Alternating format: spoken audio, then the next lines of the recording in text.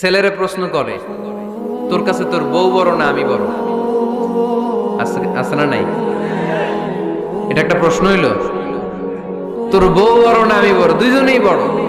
দেখ, ছেলে সুন্দর উত্তর দিছে, আমার কাছে ভালো লাগছে উত্তরটা শুনে।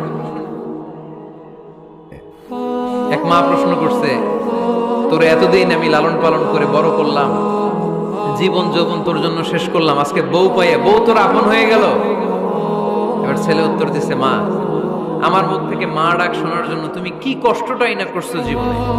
10 মাস আমারে পেটে ধারণ করো না, খাইতে পারো নাই, বমি করছো, খালি ওষুধ খাইছো, তোমার পেট কেটে আমারে বের করা হয়েছে, 2 বছর আমারে দুধ খাওয়াইছো, পেশাব পায়খানা পরিষ্কার করেছো। বয়স যখন 3-4 তখন তোমার আমি মা ডাকছি, এই মা ডাকটা শোনার জন্য তুমি এত কষ্ট করছো।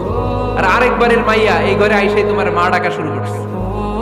যেই মেয়েটা তোমারে মা ডাকে সে আমার আপন হবে না কেন মা?